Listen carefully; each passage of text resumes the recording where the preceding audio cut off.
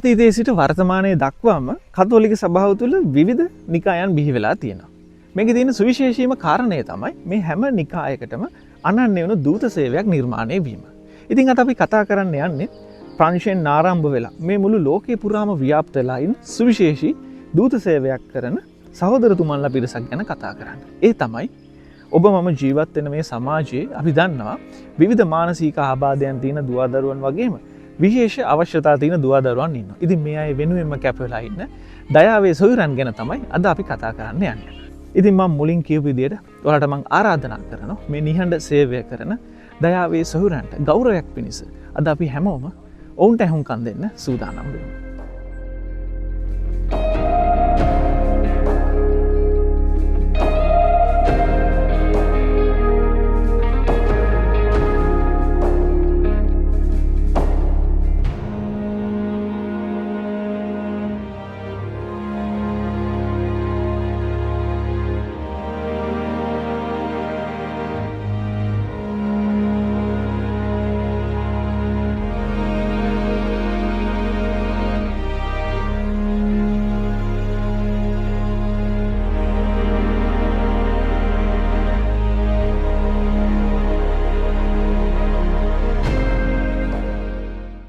ජස්පීටයි මම දේශාන් පෙරේරා සහෝදරතුමා දයාවේ සොහිරන්ගේ නිකායේ අපේ නිකාය ගැන කතා කළොත් දයාවේ සොහිරන්ගේ ආරම්භය සිද්ධ වෙන්නේ බෙල්ජියමේ 1807 දී.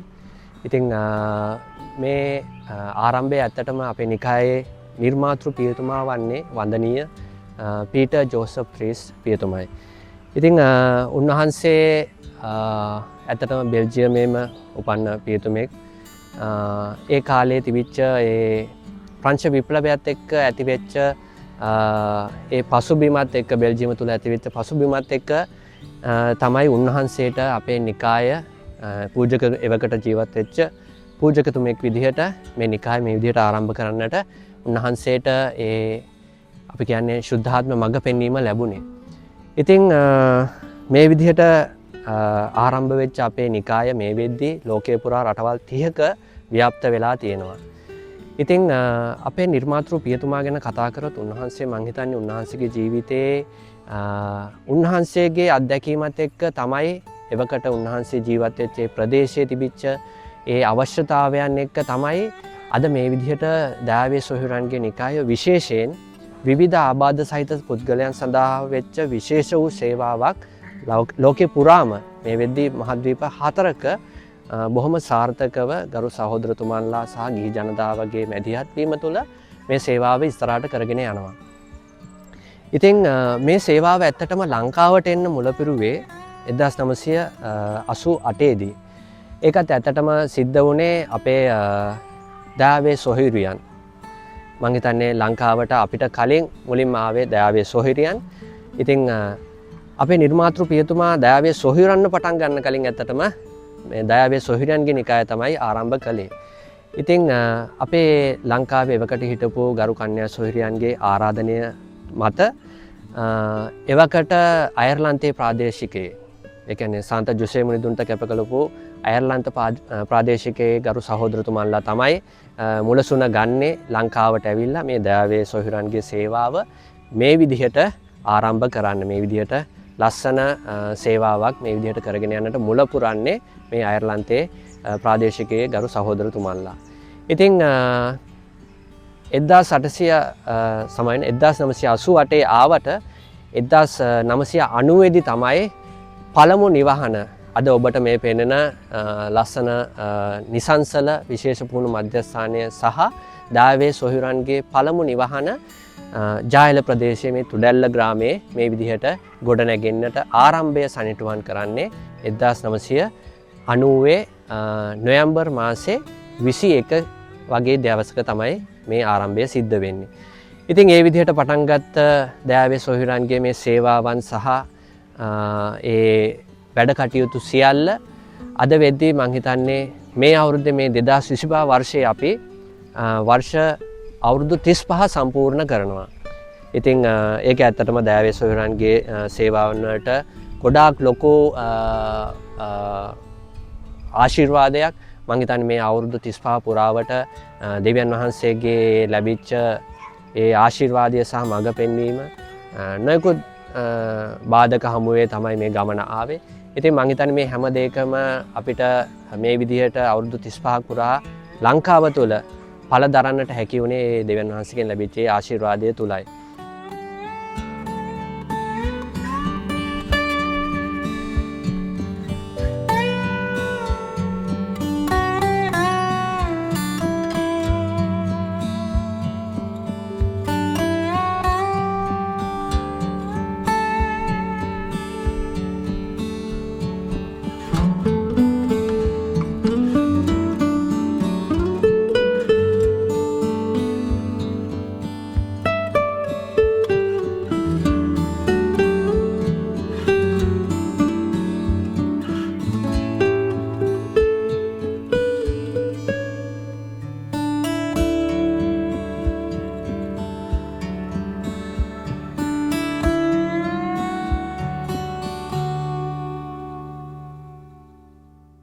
මේ විදිහට මේ දයාවේ සොහොයුරන්ගේ සේවාව ලංකාව තුළ මේ විදිහට ඉස්සරහට යද්දී ඇත්තටම 2004 වර්ෂයේදී පුංචි වෙනස්කමක් සිද්ධ වෙනවා. එවකට ලංකාව තුළ තිබිච්ච එක නිකායක් වෙන සන්ත ජුසේ මුනිදුන්ට කැප කරපු සහෝදරතුමන්ලාගේ නිකායක් 2004 වර්ෂයේදී මේ දයාවේ සොහොයුරන් එක්ක එකතු වෙනවා. ඉතින් මේ එකතු වීමත් එක්ක මේ කොළඹට සහ කටුගස්තොටට සීමා වෙලා තිබිච්ච දයාවේ සොහොයුරන්ගේ සේවාවන් මං හිතන්නේ ඊට පස්සේ ලංකාවේ නැගෙනහිර පළාතටත් ව්‍යාප්ත වෙනවා. මොකද අර සහෝදරතුමන්ලාගේ එකමුතු වීමත් එක්ක. ඊට අමතරව ත්‍රිකුණාමලය අපේ සහෝදරතුමන්ලාගේ සංඝය ගැන කතා කරොත් එතන ගරු සහෝදරතුමන්ලාගේ නිවහනක් වගේම වෘත්තීය පුහුණු මධ්‍යස්ථානයක්. අපි අහලා තියෙනවා ටෙක්නිකල් ස්කූල් එකක් මේ වෙද්දී ගරු සහෝදරතුමන්ලාගේ අධීක්ෂණය යටතේ කෙරීගෙන යනවා. ඒ වගේම අපේ කල්මුනේ සංඝය ගැන කතා කරොත් ගරු සහෝදරතුමන්ලා කිහිප දෙනෙක් ඒ කල්මුනේ සංඝයෙත් ඉන්නවා. කල්මුනේ සංඝය තුල කෙරීගෙන යන සේවාවත් විදිහට යන්නේ මානසික ආබාධයට ලක්වෙච්ච දරුවන්ට. දරුවා සහ වැඩිහිටි අය. බොහෝ ප්‍රමාණයක් ඉන්නේ එතන වැඩිහිටි පුද්ගලයන්. ඒ කියන්නේ හොඳ සාමාන්‍ය ජීවිතයක් ගත කරලා යම්කිසි හේතුවක් නිසා සිද්ධ වෙච්ච මුහුණ දීපු ප්‍රශ්නයක් හෝ යම්කිසි හේතුවක් නිසා මානසික ආබාධයට ලක්වෙච්ච අයට පුනරුත්ථාපන මධ්‍යස්ථානයක් තමයි කල්මුනේ ඒ කියන්නේ නැගෙනහිර පළාත කේන්ද්‍රීය කරගෙන මේ වෙද්දී වැඩ කටයුතු මේ මධ්‍යස්ථානය ඉදිරියට කෙරීගෙන යනවා. සේවාවන් වලදී ඇත්තටම ලොකු ගිහි ජනතාවගෙන් ලැබිච්ච ලොකු සහයෝගයක් තියෙනවා. ඉතින් ඒ වෙනුවෙන් කැපෙලා වැඩ කරන කාර්ය මණ්ඩලයක් අපිත් එක්ක ඉන්නවා. ඒ වගේම සහෝදරතුමන්ලා වගේම ගරු අපේ දයාවේ සොහොයුරන්ගේ කන්‍යා සොහොයුරන්ගෙනුත් ලැබෙන සහයෝගය ඉතා මහත් ඒ කියන්නේ අනිවාර්යෙන් මතක් කරන්න ඕනේ. ඔවුන්ගෙනුත් මේ වෙනකම්ම ලොකු සහයෝගයක් දයාවේ සොහොයුරන්ට ලැබුණා මේ සේවා කටයුතු ඉදිරියට කරගෙන යන්න. ඉතින් මේ විදිහට මේ කටයුතු බොහොම සාර්ථකව කෙරීගෙන යද්දී ඇත්තටම දයාවේ සොහොයුරන්ගේ නිකායේ සහෝදරතුමන්ලා ඉන්නේ බොහොම අතලොස්සක්. ඉතින් මං හිතනවා කවුරු හරි මේ දයාවේ සොහොයුරන්ගේ නිකායට සම්බන්ධ වෙලා මේ සේවාවත් එක්ක දෙවියන් වහන්සේ වෙනුවෙන් ඒ කැපවුණු ජීවිතයක් ගත කරන්න කැමති කවුරු හරි ඉන්නවා නම් ඉතින් බොහොම ආදරයෙන් මතක් කරනවා අපිත් එක්ක සම්බන්ධ වෙන්න පුළුවන්. ඇවිල්ලා බලන්න මේ සහෝදරතුමන්ලා ගැන කොහොමද ඔවුන් ජීවත් වෙන ආකාරය සහ අපේ මේ සේවාවන් ගැන ඇවිල්ලා බලන්න ආරාධනා කරනවා. ඉතින් විශේෂයෙන් ස්තුතිවන්ත වෙනවා අද මේ ශාලෝම් Facebook page එක ඒ YouTube නාලිකාවටත් විශේෂයෙන් දුලාජ් ඇතුළු ඒ හැම දෙනාටම විශේෂයෙන් ස්තුතිවන්ත වෙනවා. අද මේ විදිහට අපිත් එක්ක අපේ මේ දයාවේ සොහොයුරන් සම්බන්ධව මේ විදිහට යම් කිසි දැනුවත්භාවයක් රටට අපේ ජනතාව අතරට ගෙනියන්නට මේ විදිහට අපිත් එක්ක එකතු වුණාට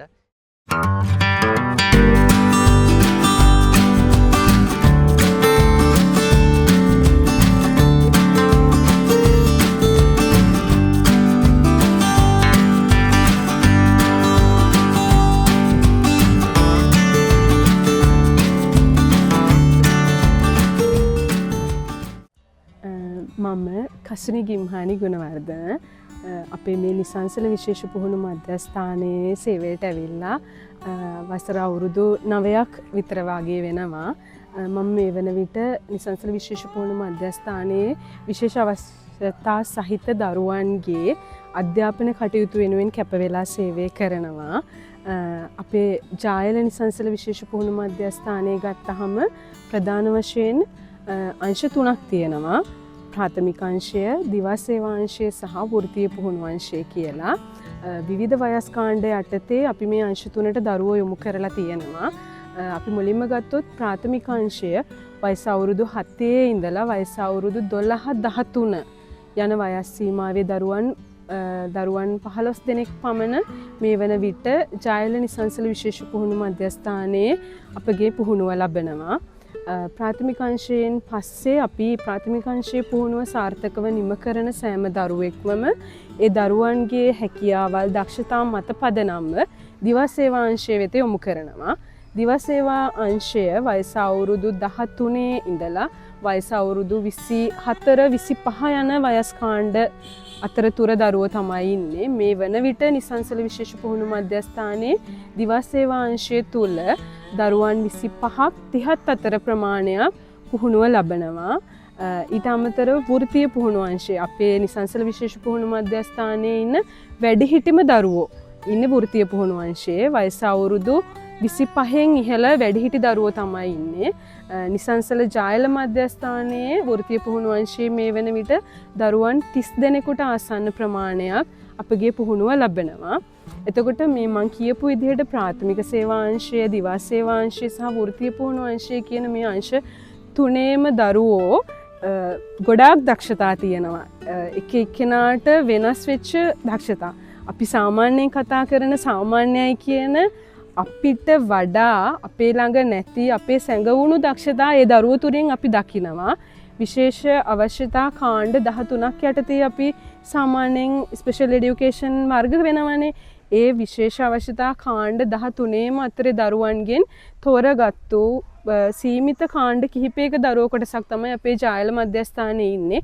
ඒ අතරින් Down syndrome, autism, hyper active අධික්‍රියාකාරීත්වය ඒ කියන දරුවෝ තමයි බහුතරයක් අපිත් එක්කලා වැඩ කරන්නේ. දෛවයෝකයකින් පුනේතෝ හමුුනේ අප හමුුනේ දෛවයෙන් සදම් ලබන්නට කිම මෙසේ අප හමුුයේ දෛවයෝකයකින් පුනේතෝ හමුුනේ අප හමුුනේ දෛවයෙන් සදම් ලබන්නට කිම මෙසේ අප හමුුනේ. අපේ දරුවෝ විවිධ අංශවලින් පුහුණුව ලබනවා. උදාහරණයක් විදිහට කිව්වොතින් පිරිසිදු කිරීම ආගමික කටයුතු වලින් දවස ආරම්භ කරන අපේ දරුවෝ ක්‍රීඩා ක්‍රියාකාරකම්, පන්තියේ ලියන කියන ඒ අභ්‍යාස දේවල්, සියුම් චාලක ක්‍රීඩා, ඊට අමතරව සමාජ සංවර්ධන ක්‍රියාකාරකම්, අපි කෑම හදන කරන ඒ වගේ ගෘහස්ත ක්‍රියාකාරකම්, ඒ වගේ ගොඩාක් අංශවලින් සියුම් චාලක, දල චාලක, ක්‍රීඩා ක්‍රියාකාරකම් ඒ දේවල් වලට පරිබාහිරව අපි එයාලගේ ආගමික සංවර්ධනය කියන පැත්තෙන් ලොකු දියුණුවක් දෙන්න ළමයිට, එයාලට ආධ්‍යාත්මික ඒ දේවල් දෙන්න සතියකට එක දවසක් අපේ පාසල තුල කතෝලික දරුවන් වෙනුවෙන් දිව්‍ය පූජාව සංවිධානය වෙනවා. කතෝලික පාසලක් වුණත් අපි මෙතන බෞද්ධ දරුවන්ටත් ඉඩකඩ තියෙනවා. මුස්ලිම් ආගමික දරුවෝත් අපිත් එක්ක මේ වෙනකොට ඉන්නවා. එතකොට ඒ ආගමිකානුකූලව ඒ විදිහට බෞද්ධ දරුවන්ට ඒ වෙනුවෙන් සකස් වෙච්ච බෞද්ධ ආගමික වැඩසටහන්ද, කතෝලික දරුවන්ට ඒගොල්ලන්ගේ කතෝලික ආගමේ විදිහට ඒ වැඩසටහන් වලටද අපි දරුවෝ යොමු කරනවා. විශේෂයෙන්ම කියන්න ඕනේ අපි නිසංසල විශේෂ පුහුණු මධ්‍යස්ථානයේ ඉගෙනුම ලබන සෑම විශේෂ අවස්ථා සහිත දරුවෙක් වෙනුවෙන්ම සැකසුණු පුද්ගල බද්ධ අධ්‍යාපනික සැලැස්මක් ක්‍රියාත්මක වෙනවා. අපි මේ දරුවෝ හැමෝටම ක්ලාස් රූම් එකක් තුළ ඉන්න ළමයි 10 දෙනෙක් ඉන්නවා නම් ඒ 10 දෙනාටම අපි එකම ප්ලෑන් එකකට යන්නේ. ඒ දරුවා 10 දෙනාගේ විශේෂ අවශ්‍යතාවය, ඒගොල්ලන්ගේ ස්පෙෂල් නීඩ් එක එකිනෙකට වෙනස්. ඒගොල්ලන්ගේ තියෙන අවශ්‍යතාවයේ මත පදනම් වෙලා පුද්ගල බද්ධ ඉන්ඩිවිජුවල් එඩියුකේෂන් ප්ලෑන් එකක් අපි ක්‍රියාත්මක කරනවා. යාලව ගොඩාක්ම අපි ප්ලෑන් කරන්නේ කියන අපේ මේන් ටාගට් එක ඒගොල්ලන්ව දවසක ස්වාධීන කරන්න එයාලගෙම කියලා වෘත්තීය පුහුණුවකින් එයාලව ඉස්සරහට ගෙනියන්න. ඒ නිසා අපි පෙර වෘත්තීය පුහුණුව කියන අංශය විෂයක් විදිහට අපි දිවස් සේවා අංශයේදී කරනවා. එතෙන්දී අපි බලන්නේ ළමයාගේ තියෙන දක්ෂතාවය, ගෙදරින් ලැබෙන සපෝට් එක අපිට ඉස්කෝලෙන් දෙන්න පුළුවන් පහසුකම් මත පදනම්ව එයාට එයාගෙම කියලා දෙයක් කරගෙන සමාජයට බරක් නොවි ස්වාධීනව තමන්ගෙම කියලා දෙයක් කරගන්න පුළුවන් පුහුණුවක් දෙන්න. අපි උදාහරණයක් විදිහට ගත්තොත් අපි දැනට නිසංසල විශේෂ පුහුණු මධ්‍යස්ථානයේ මේ වෙන විට මෙහොන් ගෙතුම් අංශය කරනවා. ඒකෙදි දරුවෝ කොට්ට උර, බෙඩ්ෂීට්, ලේන්සු ඒ වගේ දේවල් මහනවා, කොණ්ඩ කටු, කොණ්ඩ බූල්ස් ඒ වගේ දේවල් හදනවා. ඊට අමතරව පාපිසි හදනවා අපේ දරුවෝ. එයාලා ටීචර්ලා එක්ක පුරුදු පුහුණු වෙන ගමන්ම දැන් දොර බේරගත්තු ළමයි කිහිප දෙනෙක් ඉන්නවා තනියම ස්වාධීනව එයාලට ඒ දේවල් කරගන්න පුළුවන් මට්ටමේ ඉන්න ළමයි. ඊට අමතරව පොල් කටු ආශ්‍රිත නිෂ්පාදන, ඉරටු ඉදල් හදන, කොසු ඉදල් හදන ඒ දේවල් වල පුහුණුව අපි දිවස් සේවා අංශයේ දරුවන්ට අපි විශේෂයෙන් දෙනවා. ඊට අමතරව එයාලගේ එදිනෙදා පිරිසිදු වීමේ කටයුතු, ස්වයං පිරිසිදු වීම වගේම එයාලගේ නිවස පිරිසිදු කිරීම අපි කිව්වොත් අපේ ඉස්කෝලේ කිසිම වොෂ්රූම් එකක්, ඩයිනින් ඒරියා එකක් ටීචර්ස්ලවත් පිරිසිදු කිරීමේ කරන අයවත් කරන්නේ නැහැ. ළමයි පාවිච්චි කරන හැමදේම එයාලා විසින්ම තමයි පිරිසිදු කරන්නේ. නිසා දිවස් සේවා අංශයේ දරුවන්ට අපි විශේෂයෙන් ඒ පුහුණුවක් දෙනවා. අපි බලන්නේ හැම වෙලේම ඒ හැම අංශිකින්ම එයාලා ස්වාධීන කරලා සමාජයට බරක් නොවි, තමන්ගේ දෙමව්පියන්ටවත් සහෝදරයෙක්ටවත් බරක් නොවි, තමන් ස්වාධීනව ගොඩනැගිලා මේ සමාජයට දායාද කරනවයි කියන එක තමයි අපේ ප්‍රධාන අරමුණ. වෘත්තීය පුහුණු අංශයේ මුළු දවස පුරාවටම සවස් 3 වෙනකන් කාලය තුල එයාලා කරන්නේ වෘත්තීය දේවල්. අමතරව අපේ ඉස්කෝලේ ඇතුළතම අපේ මේ නිසංසල භූමියේම හිටවන කුරුඳු වලින් අපේම දරුවෝ ඒ කුරුඳු තලලා පැකට් කරලා ඒ විදිහට කරගෙන යනවා වෘත්තීය පුහුණු අංශයේ. ඒ වගේ වගා කරන ඒවා, එළවලු හිටවන දේවල්, ඒ වගේ වෘත්තීය පුහුණු අංශයේ වැඩිහිටි දරුවෝ සම්පූර්ණ දවස පුරාම කරන්නේ වෘත්තීය පුහුණුවක් ලැබෙන දේවල් තමයි. ඒ අතරින් ඒ කරන ක්‍රියාකාරකම් තුලින් එයාලා ස්වාධීන වෙන්න එයාලගේ පුංචි ඇක්ටිවිටීස් උත් කරනවා. අපේ මේ නිසංසල මධ්‍යස්ථානයේ සම්බන්ධ වෙන්න පුළුවන් ඒ විශේෂ අවස්ථා තියෙන දරුවන්ට. ඉතින් වයස අවුරුදු 6න් උඩ සහ වයස අවුරුදු 20න් පහළ කියන ඒ වයස් මට්ටමේ දරුවන්ව අපි මේ වෙද්දී ඇතුළත් කර ගැනීම කරනවා. ඉතින් සතිය දවස්වල උදේ 8ත් දවල් 2ත් අතර අපේ මධ්‍යස්ථානයට දරුවවත් එක්කගෙන ආවොත් අපිට එතකොට දරුවව බලලා පුංචි ඉන්ටර්විව් එකක් කරලා ඇසෙස්මන්ට් එකක් කරලා අපිට කියන්න පුළුවන් ඊළඟට කොහොමද අපේ සේවාවන් එක්ක දරුවව යොමු කරන්නේ කියලා ඒ අදාළ පුහුණු වීම වලට. ඉතින් අපිව සම්බන්ධ කරගන්න පුළුවන් අපේ දුරකථන අංක තියෙනවා, WhatsApp නම්බරයක් තියෙනවා. ඔයගලන්ට කතා කරලා විස්තර දැනගන්නත් පුළුවන්. නැත්නම් මැසේජ් එකක් දාලා ඒ අදාළ තොරතුරු කෙටි පණිවිඩයක් විදිහටත් ලබා ගන්න පුළුවන්. ඉතින් 076යි 570යි 370යි 4 කියන නම්බරෙන් ඔයගලන්ට බොහොම පහසුවෙන් සම්බන්ධ වෙන්න පුළුවන්.